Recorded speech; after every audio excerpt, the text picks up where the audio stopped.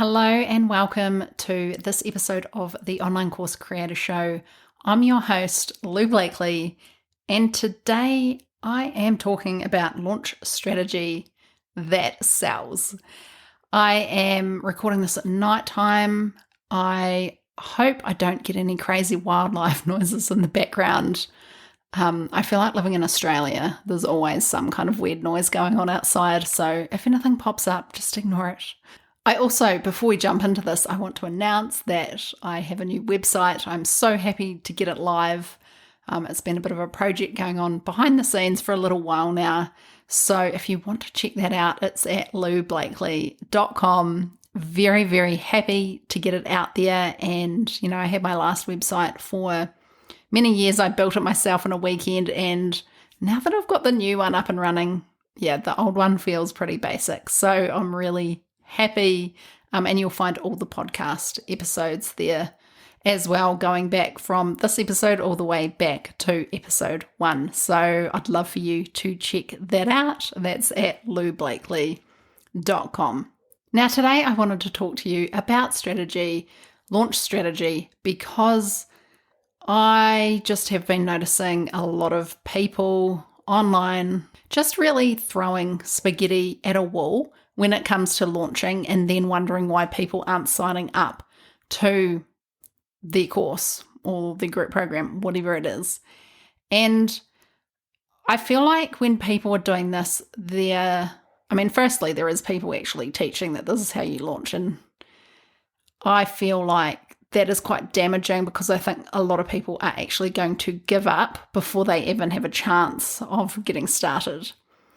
And that kind of approach is, you just share it via email, or you share it on socials and you talk about it like every day. Or maybe it's not even every day. Maybe it's like you do 3 posts and that's your launch. And there's that expectation that people are going to sign up from that. Now, this can work for some people who have a really amazing offer, but it will only probably work for 1 to 2 launches, and then they'll need to start actually having a launch strategy.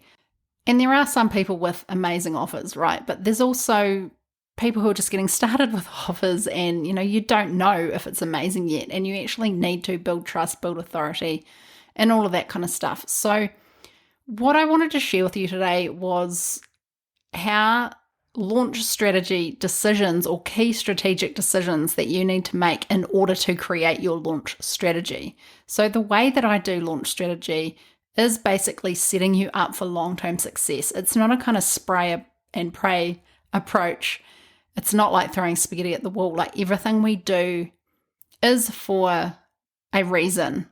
And there's a purpose behind every single thing that we do in a launch strategy.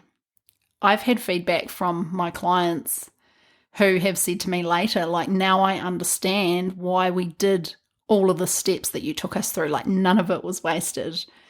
And there is a purpose to all of it. So today I want to actually let you know what some of those key strategic decisions that we have to make are within a launch, because I do not believe in a cookie cutter, one size fits all approach. And you'll hear that clearly through this episode.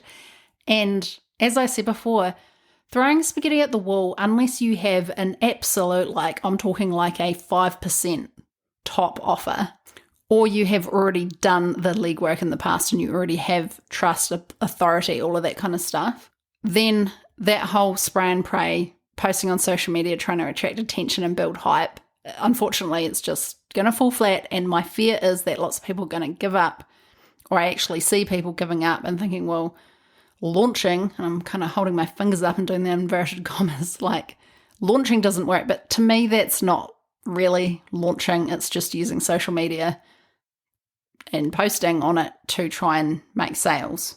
So let's look at these key strategic points and decisions that we have to make along the way. Firstly, if you're coming into this and you don't have an offer already, the first thing you need to do from a very strategic point of view is create an offer. Now, this is not about creating the first idea that comes to your head or the first thought, like, what's your process that you're already doing with your clients. Okay, we actually want to create your offer with a strategic viewpoint, and that's finding out what our customer's problem is and how we can solve it. But not only that, figuring out what our customers actually want, because what they want and what they need are actually two different things. So that's that first part of the offer.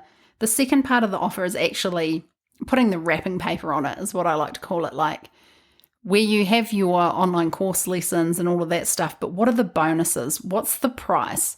What's the name of the course? How long are the doors going to be open for? What does it look like in terms of how many spots are available? That kind of thing. Like that is creating the rest of the offer around your course, and you get to be very strategic with those decisions. Like they don't just happen, like you shouldn't just pick anything. You need to do everything with intention and with strategy when you're putting your offer together for it to be effective and for your launch to do well, because people need to want your offer. Otherwise, it doesn't really matter how good the rest of your launch strategy is. If no one wants the offer, then it's not going to sell. So it's also really important to see what's going on in the market at the time. So yes, I'm talking about a brand new offer here. But if you're going into another launch and you've already got a course, then it's really important to actually think, well, what do people want right now? What are they feeling? What do they need? And that could actually be a perfect time to add some new bonuses, right? So that ties in really well with the next point, which is audience growth. So how are you going to grow your audience between now and your next launch? And there is a lot of strategy involved with this. Not only do we have the pre-launch content that needs to be looked at around what's going to actually shift people from where they are now to the point where they are going to want to sign up to your course, but also how are you going to build your list? How are you going to get the numbers that you need to go into your launch event? So we can actually reverse engineer this entire thing. So you need to have a goal, you need to know what that monetary or that revenue goal is, and then reverse engineer it from that to how many people do you need to sign up to your launch event? How many people do you need to be on your list to start off with for that to happen? Do we need to do ads? That kind of stuff. Like that is going to be different for everyone. So from a strategic point of view, like choosing your goal is important because it actually helps you reverse engineer different parts of the strategy. And if those numbers are of a certain level, then you're going to need a certain strategy to get there. Now, this ties in with messaging, which is massive. And I touched on this before a little bit. So this is how you communicate your offer to people. It's how you actually talk to them in a way that relates to them. And that could be, like I said before, actually being very topical, like what's kind of hot right now, what are people interested in, what are they struggling with right now, and using that in your content throughout everything. So that would be in your actual launch event, plus also in that pre-launch phase when you're building your audience. Because if you are inside people's heads and they're going, everything she's saying is how I feel, then they're going to want to follow you. They're going to want to consume your stuff. And then in turn, that's going to build trust, set you up as an authority so that they will actually come to your free events and hopefully they will buy. If that trust is not there, then there's just no way that they're buying from you. They'll go and find another source of information that can actually provide what they're looking for that they do trust. So building trust is so important. And I feel like that is the big part that's missing when you just go from posting on socials to inviting people on socials to buy from you. Like there is no real deep dive because social posts are pretty surface level stuff, right? So how can you invite people into a more intimate environment? And that is definitely the launch event. So back to messaging. Messaging, I would say, is so vital. It is such a vital part of every single launch. Every single launch, you should have a messaging strategy and it's something that you'll continuously improve. Quite often, if you are experiencing low conversion rates or you're not getting the signups you want, if it's not the offer, it will be the messaging. So it is that important, and it is probably the thing that you can spend the time on and get quick wins if you're able to nail it. And that's where that whole coming at it from a strategic mindset can really help. So actually paying attention to what's going on with the people in your world, like what are they interested in? And this does not mean that you need to create a new online course, but it means that you need to be able to communicate in a way that connects with them for where they're at right now and for what they want. Now, the next strategic decision you need to make is, what is your launch method going to be? So are you going to do a free webinar? Are you going to do a free challenge? Are you going to do an email launch? Those are the three options that I really recommend, like choosing one of those. And you also want to do this strategically, right? Like, what do your audience, what are they most likely to want to consume? And it also actually ties in with the actual content that you're sharing in the launch event, which is the final strategic decision that you need to make. So a common mistake that I see people making is, well, I don't want to do a webinar because I don't like going to webinars, or do webinars even work anymore? They definitely do, 100%. And just because you don't want to go to a webinar does not mean that your audience won't. Like, I very rarely go to webinars, but I run them and I help my clients do them all the time, and they definitely work still. And I don't really think they're ever going to stop working, because really, if you think about what a webinar is, it's just an online class, right? So it really builds that trust and authority within an hour. Okay, so be strategic when it comes to making this decision, and don't choose your launch method based on your emotions. Like, I can't put myself out there and do that, because you definitely can. And approach it from that mindset of, I know that my audience will pay attention to this and it's going to work really well for my business, and I'm going to do what it takes to make it work. Now, the final strategic decision that I'm talking about in this podcast today is your launch event content. Now, this is where strategy is at its peak when it comes to launching strategy.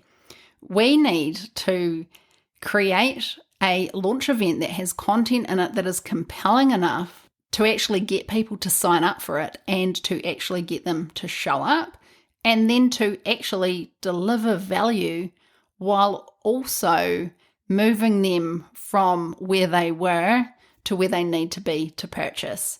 So there's no doubt about it, this is where most of the strategy goes, and it is vital. Some common mistakes that I see here are overteaching, which then results in a whole lot of overwhelm.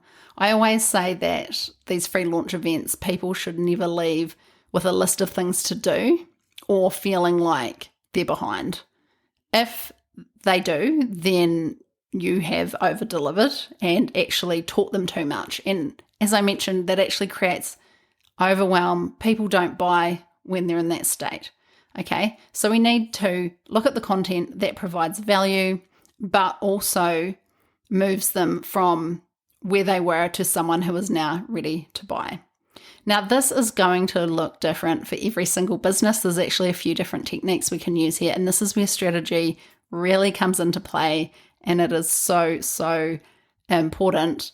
I feel like there are a lot of people just trying free events over and over and over again and not really having any luck with them.